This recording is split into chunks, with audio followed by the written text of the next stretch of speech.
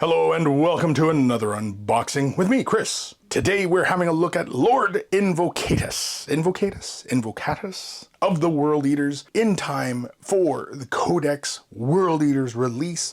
And so as of posting of this video, these should be up for pre-order, and a huge thank you to Games Workshop for sending me a review copy of this model. Wow, it's just really darn cool. I'm so glad we're finally seeing an update to the Juggernaut model. I'm hoping we see the return of the Juggernaut units, the blood crushers and things like that, especially if they give us more options and things like that for, you know, these models. And so really cool.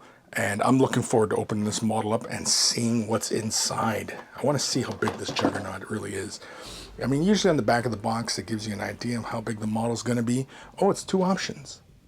Oh, very cool. Yeah, 2 options. You can do him as Lord Invocatus or a Berserker champion. Is that what he is? Some sort of champion? We'll say he's a champ. Oh, he's a Lord. He's a Lord. There we go. So let's dive in. I'm going to grab my trusty rusty blade and try and not cut myself here,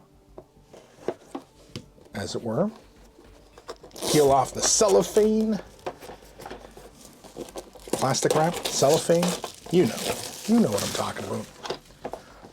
All right, let's dive in. Have a look. Oh, try not to tear my way into this box like some common raccoon. All right, so we're immediately greeted by the instruction booklet. Very cool. It also gives us a little peek at his rules. Awesome. Let's have a look. He's supplied with a 90mm oval base. We can do him as Lord Invocatus or World Eaters Lord on Juggernaut. Very cool. Oh, the Juggernaut. Juggernaut's pretty straightforward to put together. I'm okay with that. Different legs, bodies, yes. Oh, alternate way of assembling the Juggernaut. Ooh, different head. It shows that like the body is kind of different too, the limbs. Interesting.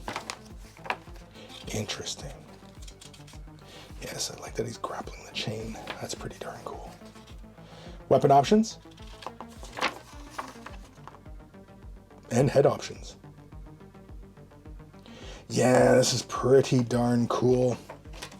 That's the instructions. Here's our base, and he is 2 frames. And let's have a look at the frames. Pretty darn big looking model. Mouth almost looks like a great white shark or something. It's a land shark. Tons of detail. Yeah. Very cool. Looks like a pretty straightforward assembly, which I like. I like when they keep things simple for these models. I mean, if it was like a scale model and need to be complex, you know, that's part of the joy. Well, then sure, right? You know, you're building, you know, World War II kits or Gundams or something like that. Here, I like it pretty straightforward. I mean, it looks good when fully assembled. I like when they do the assemblies where the parts line up and you get like a very minimal mold line. I like that.